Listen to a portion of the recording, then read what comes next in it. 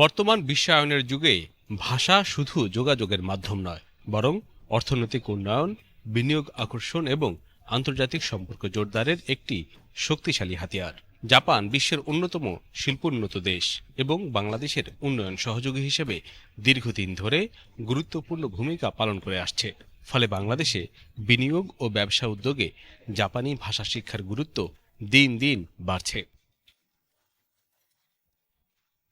জাপানি বিনিয়োগকারীরা সাধারণত নিজেদের ভাষায় যোগাযোগ করতে স্বাচ্ছন্দ্য বোধ করেন। ব্যবসায়িক আলোচনায় সরাসরি ও স্পষ্ট যোগাযোগ প্রতিষ্ঠা করতে পারলে আস্থা তৈরি হয়, যা বিনিয়োগের জন্য অত্যন্ত গুরুত্বপূর্ণ। জাপানি ভাষা জানা থাকলে শুধু কথাবার্তাই নয়, বরং তাদের সংস্কৃতি, আচরণবিধি এবং ব্যবসায়িক নীতিমালা বোঝা সহজ হয়। এর ফলে যৌথ উদ্যোগ বা জয়েন্ট ভেঞ্চার গড়ে তোলা এবং ব্যবসার পরিধি বাড়ানো সম্ভব হয়। বাংলাদেশে অবকাঠামো উন্নয়ন, বিদ্যুৎ উৎপাদন, যোগাযোগ ব্যবস্থা এবং শিল্প খাতে জাপানের বড় ধরনের বিনিয়োগ রয়েছে। এসব ক্ষেত্রে কাজ করতে গেলে জাপানের ভাষা জানা থাকলে প্রযুক্তি স্থানান্তর এবং প্রকল্প ব্যবস্থাপনা আরও কার্যকর হয়। একই সঙ্গে দেশীয় কর্মীদের দক্ষতা বাড়াতে এটি গুরুত্বপূর্ণ ভূমিকা পালন করে। এছাড়া কর্মসংস্থানের ক্ষেত্রেও জাপানি ভাষা একটি বড় সুযোগ সৃষ্টি করছে। বর্তমানে বহু বাংলাদেশি কর্মী জাপানে কাজ করার সুযোগ পাচ্ছেন। জাপানি ভাষায় দক্ষতা থাকলে সেখানে ভালো চাকরি পাওয়াও সহজ হয়। পাশাপাশি বাংলাদেশে পরিচালিত জাপানি কোম্পানিগুলোতেও ভাষা জ্ঞান সম্পন্ন কর্মীদের চাহিদা বেশি থাকে। ফলে এটি দেশের মানব সম্পদ উন্নয়নে গুরুত্বপূর্ণ অবদান রাখতে পারে। বৈশ্বিক প্রতিযোগিতায় টিকে থাকতে হলে বহুমাত্রিক দক্ষতা ও জ্ঞানের প্রয়োজন। জাপানি ভাষা শেখা একজন উদ্যোক্তা বা পেশাজীবীকে অন্যদের তুলনায় এগিয়ে রাখে।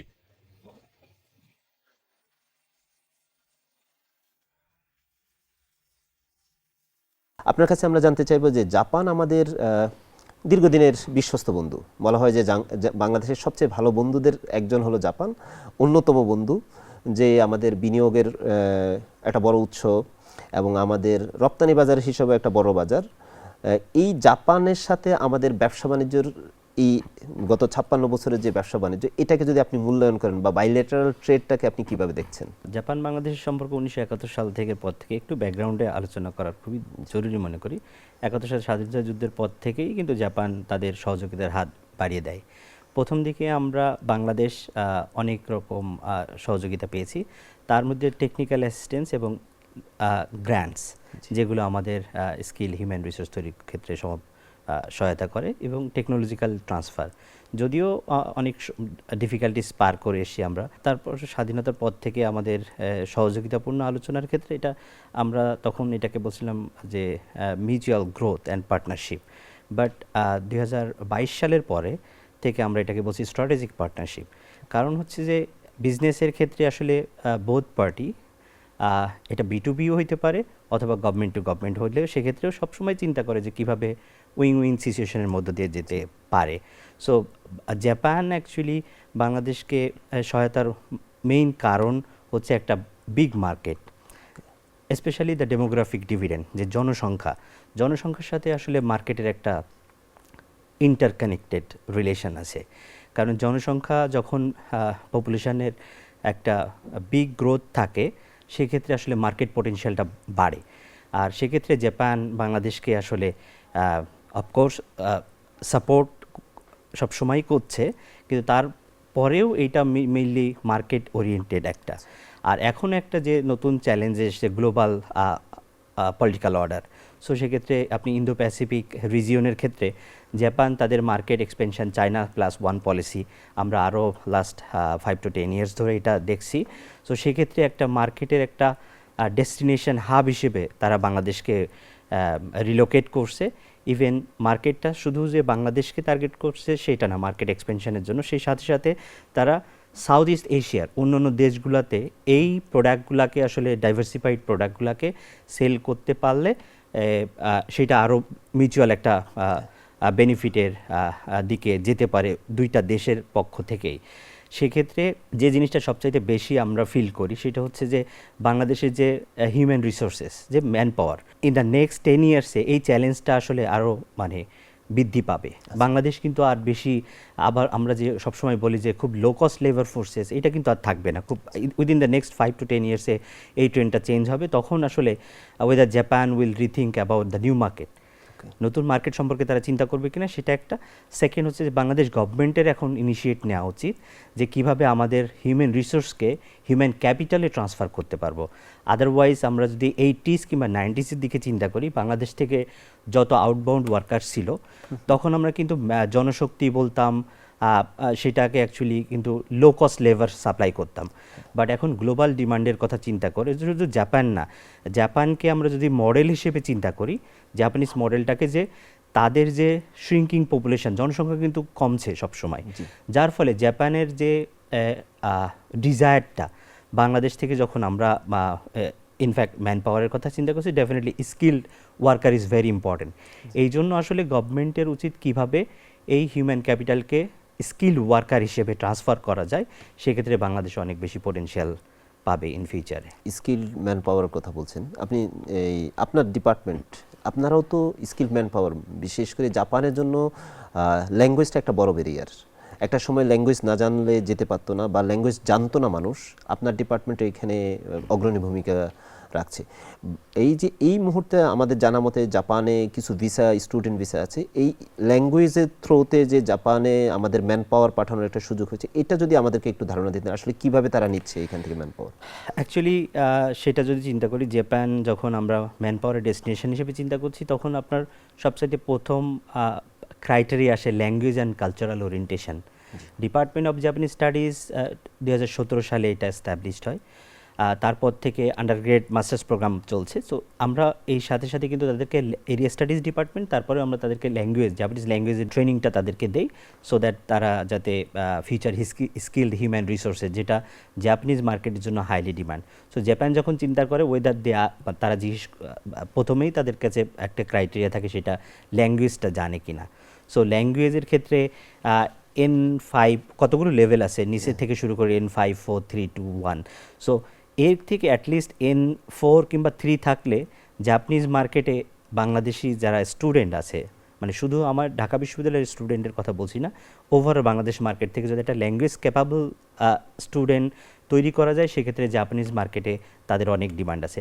জাপান অনেক ক্রাইটেরিয়াতে এখন বাংলাদেশ থেকে স্টুডেন্টদেরকে নিচ্ছে, বিকজ তাদের অনেক কিছু লিমিটেশন আছে জাপানের, সেই সবকে ওভারকাম করার জন্য। তো প্রথম দিকে যদি আমরা চিন্তা করি ল্যাঙ্গুয়েজ স্কুলগুলোতে, সো ল্যাঙ্গুয়েজ স্কুলগুলোতে নিলেও রিকোয়ারমেন্ট কিন্তু অ্যাটলিস্ট N5 কিংবা N4 বাংলাদেশ থেকে পড়ে তারপরে যাওয়া লাগছে। তার মানে তারা চাই যে কালচারাল ওরিয়েন্টেশন হওয়ার পরে দেন দে ক্যান গো।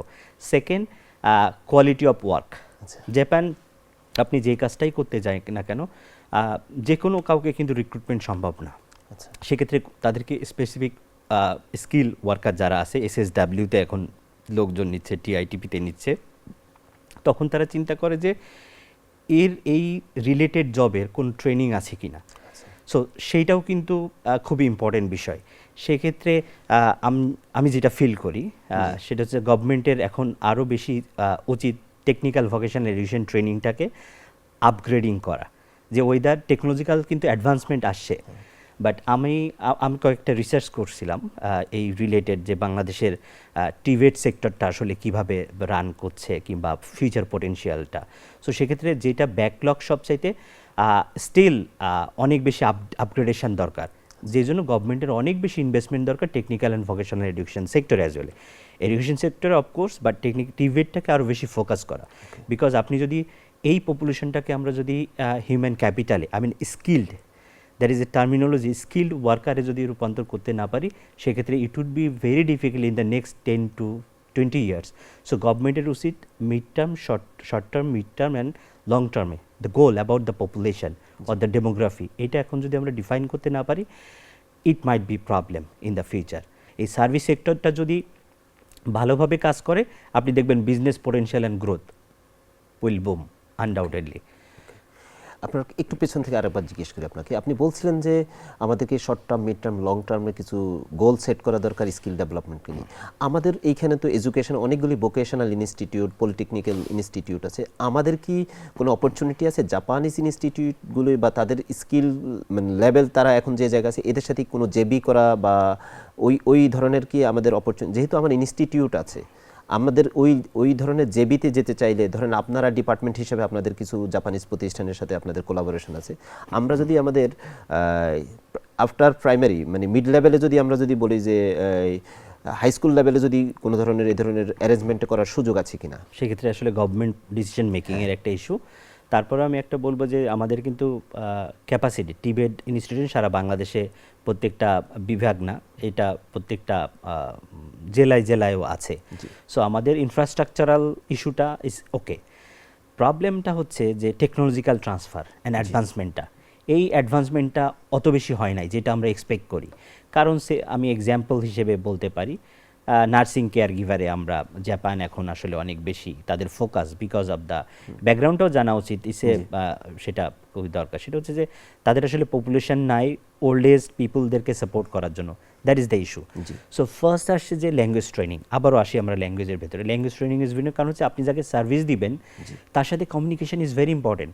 আপনি যদি তার ওল্ড এজ যখন হচ্ছে তখন কিন্তু তার পেইনটা আপনি বুঝতে পারছেন কিনা, তার কথা যদি না বুঝতে পারেন আপনি কিন্তু কিভাবে সার্ভিস প্রোভাইড করবেন। সেই জন্য ল্যাঙ্গুয়েজটা একটা বড় বেড়ে। সেকেন্ড হচ্ছে they are using lots of technology in like এই ওল্ড এজে পিপুলদেরকে সাপোর্ট করার জন্য অনেক technological wheelchair that must be automated, বেডগুলো automated, whether we can have this kinds of training. এই ট্রেনিংগুলো আসলে বাংলাদেশের ব্যবস্থা আছে কিনা, এটা উত্তর হচ্ছে না। এই জন্যই আসলে মার্কেটটাকে, ফিউচার মার্কেট পোটেনশিয়াল গভর্নমেন্টকে চিন্তা করতে হবে পলিসি লেভেলে। তারা চিন্তা করবে what could be the next like demand. এই ডিমান্ড ফরকাস্টিং যদি না থাকে সেক্ষেত্রে আসলে আমরা we can not compete with say for example Lao, Vietnam, Cambodia, even Myanmar. They are doing good, তারা ভালো করছে কারণ তাদের কিছু কিছু ক্ষেত্রে গভর্নমেন্ট অনেক বেশি টেকনোলজিক্যাল ট্রান্সফার অ্যান্ড অ্যাডভান্সমেন্ট নিয়ে এসে টিবেট সেক্টরগুলোতে। সো এই জন্য আমাদের দেশেও টিবেট সেক্টরটাকে আপগ্রেড করার দরকার with the updated equipment. Say for example I can give an example, সেটা হচ্ছে যে আপনি LED TV and the previously আমরা অনেক বড় টেলিভিশনগুলো ইউজ করতাম। আমি অনেক কিছু কিছু টিবেট সেক্টরে, দ্য টিবেট ইনস্টিটিউটে দেখছি যে ওই টিভিগুলোকেও অনেক সময় ঠিক করা শেখানো হয়, but it is already outdated. So you should think about the HD, UHD, FHD, these kinds of products যেগুলো আসলে এখন অলরেডি মার্কেটে চলে এসে, এইগুলা রিপেয়ারিংয়ের ক্ষেত্রে একটা চিন্তা করতে পারে। আমাদেরকে মার্কেটকে ফরকাস্টিং করার দরকার যে কোন ট্রেনিংটা ফিউচারে আসবে ইন দ্য নেক্সট 5 to 10 ইয়ার্সে। তাদেরকে এখন থেকে মিড টার্ম গোলটাই হবে এই ট্রেনিং ফরকাস্টিং এবং প্রিপেয়ারিং ফর দ্য ইমপ্লিমেন্টেশন, এটা কীভাবে ইমপ্লিমেন্ট করব। সো এই দুইটা যদি আমরা ফরকাস্টিংটা প্লাস প্রোডাক্ট স্পেসিফাই করতে পারি সেক্ষেত্রে লং রানে দেখবেন আপনার গ্লোবাল থেকে যত ডিমান্ডই আসুক না কেন আমরা সবগুলোকে আমরা মিট করতে পারবো আমাদের স্কিল হিউম্যান রিসোর্সেস প্রোভাইড করে। স্যার আপনার কাছে আরেকটা বিষয় আমরা জানতে চাই, জাপান কিন্তু আমাদের ইনভেস্টমেন্টের একটা বড় পার্টনার। আপনি জানেন যে বাংলাদেশে জাপানি অনেক কোম্পানির বিনিয়োগ আছে, তাদের একটা ইকোনমিক জোন। তাদের কাছ থেকে যদি আমরা আরও বিনিয়োগ পেতে চাই আসলে আমাদের কি করা উচিত বা কি করলে আমরা এটা করতে পারি? আপনি যেটা বলছিলেন না শুরুতে, এটা একটা বড় মার্কেট, পাশাপাশি এশিয়ান এই মার্কেটগুলি এখান থেকেও তারা চাইলে করতে পারে। জাপান বাংলাদেশের আরও ইনভেস্টমেন্টের কথা যদি চিন্তা করি, এটা পজিটিভ কতগুলো দিক আছে যে স্পেশাল ইকোনমিক জোন হচ্ছে, এটার ক্ষেত্রে আসলে ইনভেস্টমেন্ট বাড়বে, সাথে সাথে এমপ্লয়মেন্ট অপরচুনিটি ক্রিয়েট হবে। আমাদের স্বাধীনতার পর থেকে আমরা ফেস করছি বিভিন্ন ইস্যুর কারণে, আসলে এটা পলিটিক্যাল বলেন, ইনস্টিটিউশনাল বলেন, অনেক ইস্যুর কারণে আসলে আমরা এমপ্লয়মেন্ট অপরচুনিটি কিন্তু জেনারেট করতে পারি নাই। টু বি একাডেমিক্যালি যদি আমরা চিন্তা করি কিংবা রিসার্চের ক্ষেত্রে যেসব ডেটা দেখছি আমরা, আনএমপ্লয়মেন্ট রেট অনেক বেশি। সো এই আনএমপ্লয়মেন্ট রেটটাকে রিডিউস করার জন্য নতুন নতুন পার্টনারশিপ কিংবা ইনভেস্টমেন্ট খোঁজা ছাড়া আসলে গভর্নমেন্টের কোনো ওয়ে নাই। সো সেক্ষেত্রে আমি মনে করি যে জাপানিজ ইনভেস্টমেন্টকে আরও ব্যারিয়ার ফ্রি করার জন্য তাদেরকে যেসব সুযোগ সুবিধা দরকার তার ভিতর থেকে আসলে প্রোডাক্ট ডাইভার্সিফিকেশনটা এটা আরেকটা ইম্পর্টেন্ট। কারণ কোন প্রোডাক্টের পরে আমি আসলে ইনভেস্ট কিন্তু হয় একটা স্পেসিফিক প্রোডাক্টের পরে যে আমরা কি করতে চাচ্ছি।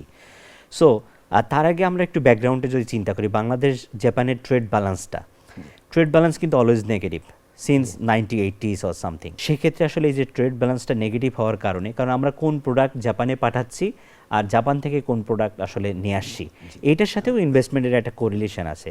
সো বাংলাদেশ থেকে সাধারণত আমরা সবসময় বলি RMG. So RMG say for example আমি আপনাকে একটা উদাহরণ দিই। আপনি মনে করেন একটা শার্ট বিক্রি করে আমরা সেন্ড করলাম, ইট কুড বি লাইক $5, হ্যাঁ। আমরা কিন্তু পারচেস করি কার কিংবা স্টিল গুডস। সো কারের প্রাইস কত? সো এইটাকে যদি আমরা কম্পেয়ার করি, that means the trade balance is super negative. So এইটা আসলে আমাদের ইকোনমির জন্য সামথিং অ্যালার্মিং, আমার টু বি অনেস্ট অ্যাকচুয়ালি রিসার্চের পার্সপেক্টিভ থেকে চিন্তা করি এটা অ্যালার্মিং। সো এই জন্য বাংলাদেশকে চিন্তা করা উচিত যে প্রোডাক্ট ডাইভার্সিফাই করতে পারছি কিনা, আমাদের শার্ট চিন্তা করতে হবে না এখন আমরা স্যুট করতে পারি কিনা, কিংবা আরও হাই এন্ড প্রোডাক্ট রেডিমেড গার্মেন্টসে যদি আমরা করতে না পারি ইন দ্য নেক্সট 5 ইয়ার্সে it would be very difficult আমাদের জন্য। শুধু জাপানের মার্কেট বলে না, গ্লোবাল অনেক মার্কেট থেকে আমরা হাই এন্ড প্রোডাক্টের ক্ষেত্রে আমরা অনেক পিছাই থাকবো। সেক্ষেত্রে আমরা ইভেন আমার একটা হাই এন্ড প্রোডাক্টের পরে আমার একটা রিসার্চের কাজও করেছি। সো সেখানে দেখছি যে আপনার Vietnam, Laos, Cambodia, specially Vietnam is producing lots of items in high end product, যেটার আমরা একটা শার্ট প্রডিউস করছি $5, তারা স্যুট প্রডিউস করছে that could be $5,000 even. So এই আমাদের গার্মেন্ট সেক্টরটাকে আরও বেশি টেকনোলজিক্যাল অ্যাডভান্সমেন্ট দরকার, কারণ আগে যে মেশিনারিজ আছে এই মেশিনারিজ দিয়েও আমি কিন্তু ওই হাই এন্ড প্রোডাক্ট তৈরি করতে পারি না। সো এই জন্য গভর্নমেন্টের আমি মনে করি সাপোর্ট দেওয়া উচিত ইন্ডাস্ট্রিয়াল ট্রান্সফরমেশনের ক্ষেত্রে, যে বাইরে থেকে হাইটেক মেশিনারি যখন যদি বিজনেস ওনাররা নিয়ে আসতে চায় সেক্ষেত্রে তাদেরকে সাবসিডাইজ দেওয়ার কোনো সুযোগ আছে কিনা সেটা চিন্তা করা উচিত। কারণ হচ্ছে যে যখন ডলারটা যখন বাংলাদেশে আসে ট্রেড ব্যালেন্সটাকে গভর্নমেন্টকে আরও রিথিঙ্ক করার আছে বলে আমি মনে করি।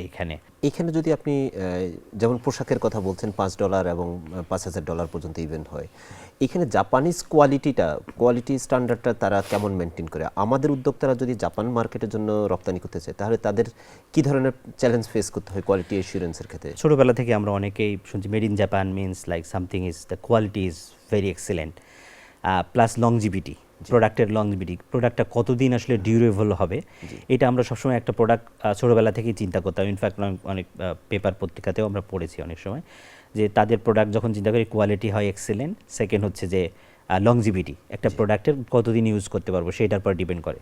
সো জাপান যখন বাংলাদেশ থেকে যে কোনো প্রোডাক্ট পারচেস করছে তখন ফার্স্ট তাদের ডিমান্ড থাকে যে কোয়ালিটি। তারা কিন্তু কোয়ালিটি কোনো সময় জাপানিজ মার্কেট কোনো সময় কোয়ালিটি কম্প্রোমাইজ করে না। জাপান সেকেন্ড কোয়ালিটির পরে আসছে ট্রাস্ট, যে আপনি যে প্রোডাক্টটা দিচ্ছেন তারা কত অংশে স্যাটিসফাইড।